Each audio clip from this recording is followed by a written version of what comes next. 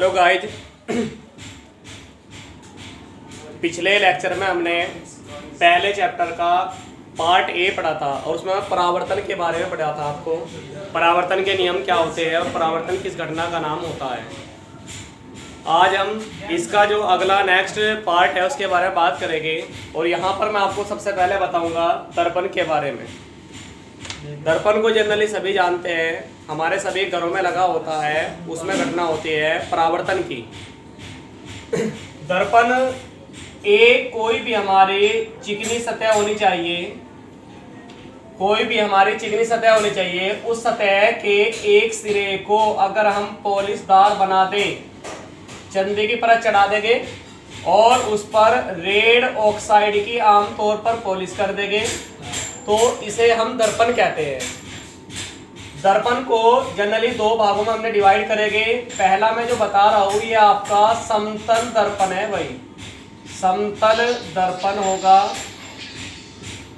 समतल दर्पण में जो हमारी सतह होगी वो बिल्कुल सीधी होगी, यानी कि प्लेन सतह होगी। जो आमतौर पर हम घरों के अंदर दर्पण यूज करते हैं वो हमारा समतल दर्पण ही होता है। ये सतह हमारी पॉलिशदार होगी। दूसरी जिधर से हम देखते हैं वो हमारा परावर्तक तल हो गया, अर्थात जहां से हमें दिखाई देगा। समतल दर्पण के बारे में कुछ गुण मैं आपको बताना चाहूंगा जिन्हें आपको मोस्टली ध्यान रखना है। पहली तो बात ये होगी कि दर्पण में से जब आप देखते हो घर में, इसे महसूस करेंगे कि आप जब अपनी इमेज देखते हो तो आपको अपनी इमेज दर्पण के अंदर की तरफ दिखाई देती होगी, और जो इमेज अंदर की तरफ दिखाई देती है वो आभासी होती है। अर्थात समतल दर्पण के द्वारा जो भी प्रतिबिंब बनेगा वो आभासी बनेगा। पहली तो बात ये। दूसरी बात ये होती है कि दर्पण के सामने जितनी दूरी पर हम खड़े होंगे उतनी ही दूरी पर आपको अंदर की तरफ इमेज दिखाई देगी, अर्थात समान दूरी पर प्रतिबिंब बनता है। तीसरी बात ये होती है कि आप जितने बड़े हो और अपने आप को समतल दर्पण में देख रहे हो तो आप उतने ही बड़े दिखाई दोगे, ना ही तो आप छोटे दिखाई दोगे और ना ही आप अपने आप से बड़े दिखाई दोगे। कहने का मतलब ये होगा कि समतल दर्पण के द्वारा जो प्रतिबिंब बनता है वो समान हाइट का बनेगा, समान आकार का बनता है। 4 पॉइंट आपका ये होगा जो कि इंपॉर्टेंट भी है और आपको ध्यान रखना है कि समतल दर्पण की फोकस दूरी अनंत होती है। फोकस दूरी अनंत होती है, इनफाइनाइट होती है। ये प्रॉपर्टीज हमने आपको समतल दर्पण के बारे में पढ़ाया है। मोस्टली जो हमें इस चैप्टर में पढ़ना है वो गोलीय दर्पण के बारे में पढ़ेंगे। गोलीय दर्पण क्या होता है इसे समझेंगे।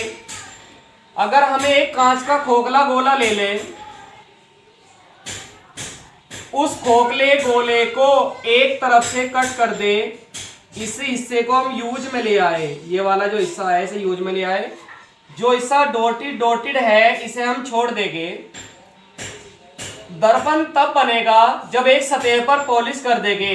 अब पॉलिश या तो हम बाहर की तरफ कर सकते हैं उभरे हुए भाग पर, या हम जो पॉलिश कर सकते हैं वो हम दबे हुए भाग पर भी कर सकते हैं। इसे हम यूज में ले आए और जो हमारा अंदर की तरफ वाला भाग है दबा हुआ उस पर हमने पॉलिश कर दी।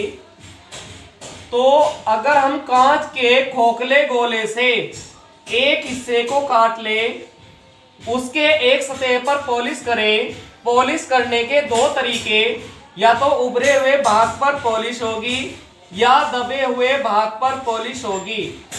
अगर उभरे हुए भाग पर पॉलिश हो रही है तो उस दर्पण को अवतल दर्पण कहेंगे। अंदर वाली सतह परावर्तक तल का काम करेगी, ये वाली सतह।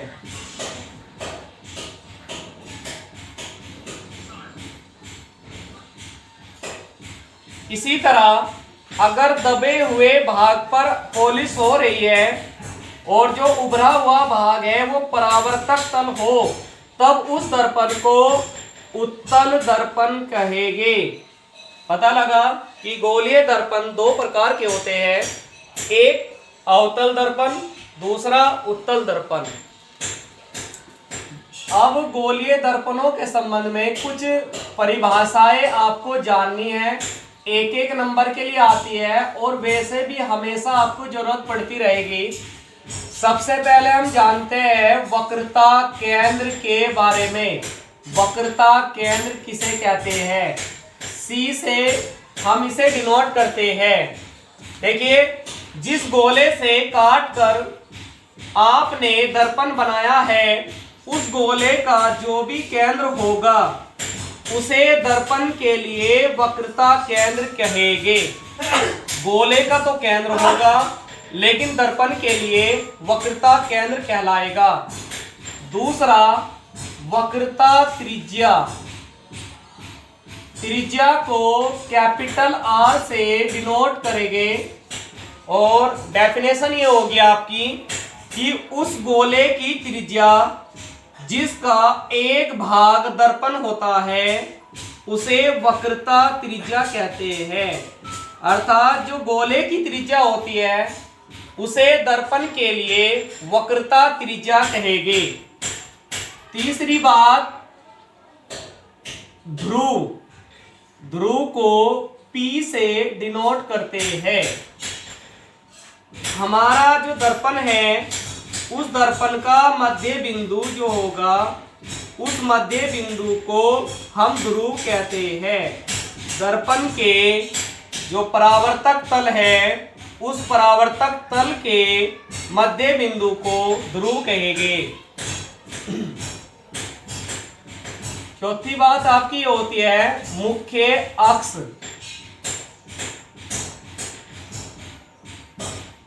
मुख्य अक्ष जो होती है जो एक लाइन होती है दर्पण में, वक्रता केंद्र और ध्रुव को मिलाने वाली लाइन को, वक्रता केंद्र और ध्रुव को मिलाने वाली जो लाइन होती है वो लाइन मुख्य अक्ष कहलाती है।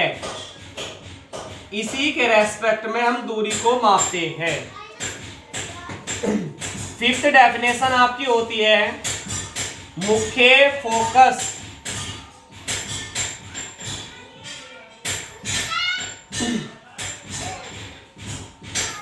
देखिए, आपका ये अवतल दर्पण है भाई,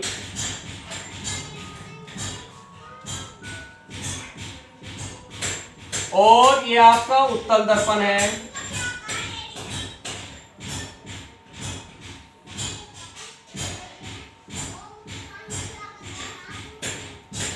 जो ध्रुव से लाइन जाएगी उस लाइन को हम मुख्य अक्ष कहेंगे। यहां भी जो लाइन ध्रुव से जाएगी उस लाइन को हम मुख्य अक्ष कहेंगे। प्रकाश की किरणें दोनों दर्पणों पर मुख्य अक्ष के समांतर आपतित करा दीजिए। दोनों दर्पणों पर प्रकाश का एक किरण पुंज जिसमें बहुत सारी किरणें होगी मुख्य अक्ष के समांतर आपतित करा दीजिए। अब दर्पण से परावर्तन जब होगा तो ये लाइन नीचे क्यों आ जाएगी, ये वाली प्रकाश किरण नीचे आ जाएगी, ये वाली प्रकाश किरण ऊपर चली आएगी, ये वाली प्रकाश किरण ऊपर चली आएगी। ऐसा होगा कि ये चारों की चारों प्रकाश किरणें परावर्तन के बाद एक बिंदु पर मिल जाएगी। उसी बिंदु को हम फोकस कहेंगे। इसे कैपिटल F से लिखते हैं भाई। इसी तरह उत्तल दर्पण में प्रकाश किरण जो समांतर आएगी वो बाहर की ओर चली आएगी, लेकिन जब हम इसे पीछे की ओर बढ़ाएंगे आभासी रूप में तो ऐसा लगेगा कि किसी बिंदु से आ रही है। ये दो और किरणें होगी, ये भी जाएगी तो बाहर की तरफ, लेकिन जब देखेंगे तो ऐसा लगेगा कि किसी बिंदु से आ रही है। उसी बिंदु को दर्पण का फोकस कहेंगे। क्योंकि ये वास्तव में नहीं मिल रही है बल्कि मिलती हुई प्रतीत हो रही है, इसलिए उत्तल का जो फोकस होगा वो आभासी होगा और अवतल में प्रकाश किरणें वास्तव में मिल रही है, इसलिए अवतल का जो फोकस होगा वो वास्तविक होगा। नेक्स्ट डेफिनेशन होती है आपकी फोकस दूरी। फोकस दूरी को स्मॉल f से डिनोट करते हैं। डेफिनेशन ये होती है आपकी कि जो भी दर्पण का फोकस होता है उससे ध्रुव के बीच की दूरी को फोकस दूरी कहेंगे। दर्पण के जो ध्रुव है, ध्रुव से फोकस बिंदु के बीच की दूरी को फोकस दूरी कहेंगे। ये 6 डेफिनेशंस होती है एक एक नंबर की जो आपके काम